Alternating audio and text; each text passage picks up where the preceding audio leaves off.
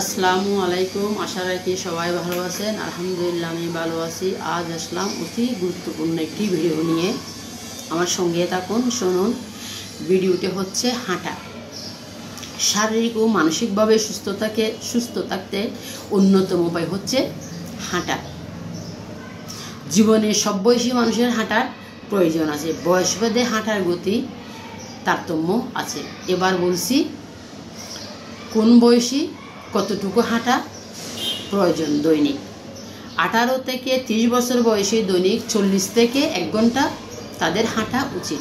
এতে তাদের স্বাস্থ্য তো ভালো থাকবে এবং ওজনও নিয়ন্ত্রণ থাকবে। অনেক তরুণ তরুণী স্থূলতা নিয়ে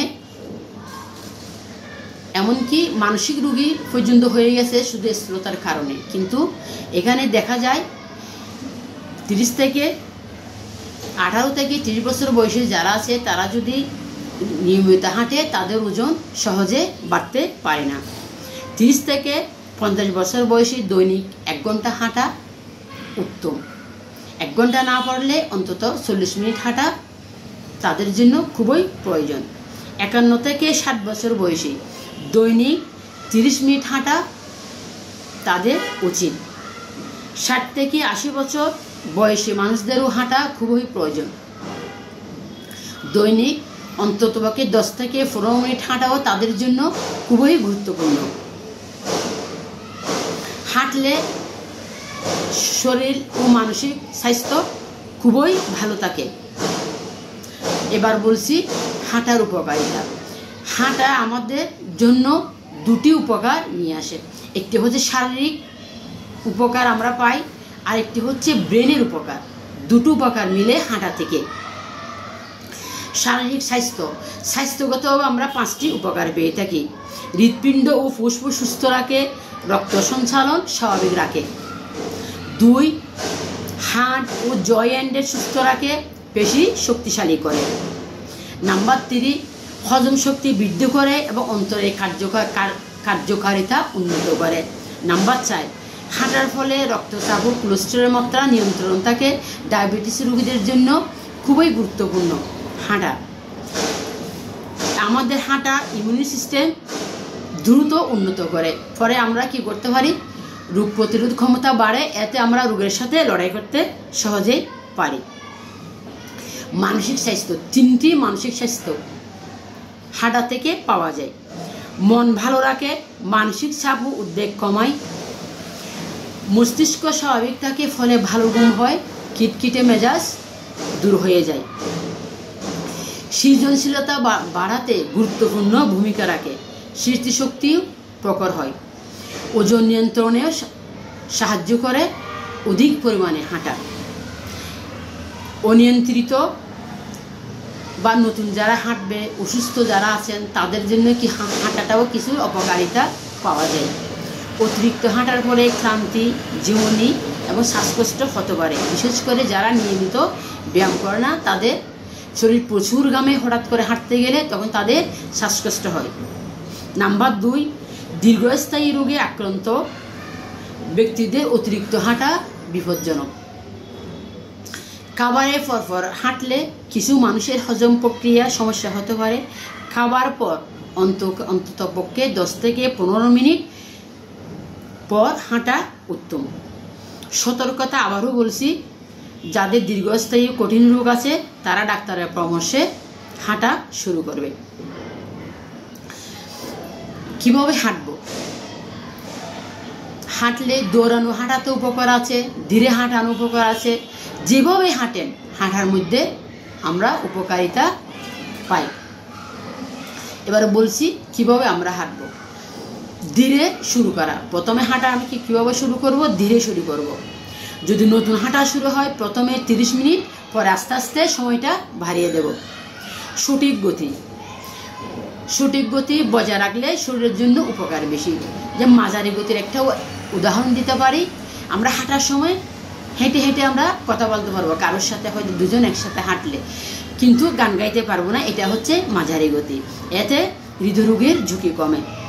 সঠিক সময়। দুপুরের কড়া রোদে না হাঁটাই উত্তম। এতে উপকার চেয়ে অপকার হতে পারে। শরীরের সক্ষমতা। হাঁটার সময় শরীর দুর্বল লাগলে, ব্যথা অনুভব করলে হাঁটা থামিয়ে তৎক্ষণাৎ বিশ্রাম নিতে হবে। স্বাস্থ্যগত অবস্থা, শরীরের স্বাস্থ্যের সমস্যা থাকলে হাঁটা শুরুর আগে ডাক্তারের পরামর্শ অবশ্যই নিতে হবে।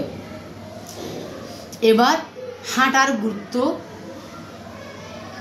কতটুকু সে সম্পর্কে বলছি বৈজ্ঞানিক তথ্য।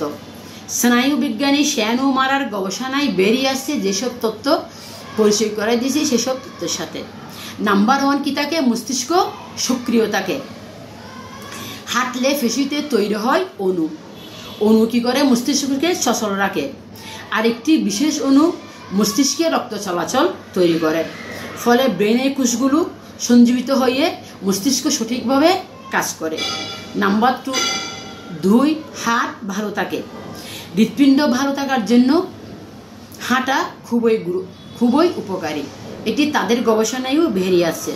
শ্যান ও মারা বলেন, বর্তমান মানুষের হার্টের চেয়ে আগেকার দিনের মানুষের হার্ট অনেক ভালো ছিল। তাদের মন্তব্য, তারা দীর্ঘপথ হাঁটতেন। হজমে সাহায্য করে। মানুষ হাঁটাচলা করলে খাবারও বেশি হজম হয় এবং হজমতন্ত্র সুস্থ থাকে। কোষ্ঠকাঠিন্যও কি করে? দূর করে এবং বিভিন্ন ধরনের ফ্যাটের সমস্যাও দূর করে হাঁটা। সমস্যা সমাধানে বিরাট ভূমিকা রাখে। হাঁটা সৃজনশীলতা বৃদ্ধি করে, এটি বৈজ্ঞানিকভাবে প্রমাণিত। এর ফলে অনেক সমস্যার সমাধান করা সহজ হয়। তিনি বলেন, কোনো কিছু নিয়ে চিন্তা করলে, তাড়াতাড়ি সিদ্ধান্তে পৌঁছতে না পারলে তখন চুপ করে বসে না থেকে তিনি বলছেন কিছুক্ষণ হাঁটাহাঁটি করার জন্য। হাঁটাহাঁটি করলে ওই চিন্তা শক্তিটা ফিরে আসে এবং একটা সিদ্ধান্ত নেওয়ার, যেখানে চিন্তা করা হয়েছিল সেই সিদ্ধান্ত নিতে সহজ হয়, সেটা কি স্মৃতিশক্তিতে ফিরে আসে। আরেকটি গুরুত্বপূর্ণ অসুখ হচ্ছে মানুষের অসুস্থতা, বিষণ্ণতা। হাঁটা বিষণ্ণতা কমাতে অনেক গুরুত্বপূর্ণ ভূমিকা রাখে। স্নায়ুবিজ্ঞানী শ্যান ও মারা বলেন, বিষণ্ণতার সঙ্গে বসে থাকার একটা সম্পর্ক অঙ্গাঙ্গিভাবে জড়িত। নিষ্ক্রিয় ব্যক্তিদের বিষণ্ণতা বেশি ভোগে, সক্রিয় ব্যক্তিরা বিষণ্ণতা মুক্ত থাকে। রক্ত প্রবাহের সমস্যা থেকেও বিষণ্ণতা সৃষ্টি হয়। তাই বসে না থেকে হাঁটাহাঁটি করলে বিষণ্ণতা কমে আসে। কারো কারো শরীরের পরীক্ষা করে বিষণ্ণতা রোগে হাঁটাহাঁটি ভ্যাকসিনের মতো কাজ করে, এটি বৈজ্ঞানিকভাবে প্রমাণিত। আজকে থেকে এই ভিডিওটি শোনার পর সবাই যারা হাঁটেন না তারা হাঁটা শুরু করে দেন। সব বয়সী ব্যক্তিদের জন্য হাঁটা প্রয়োজন। ধন্যবাদ, ভালো থাকবেন, সুস্থ থাকবেন।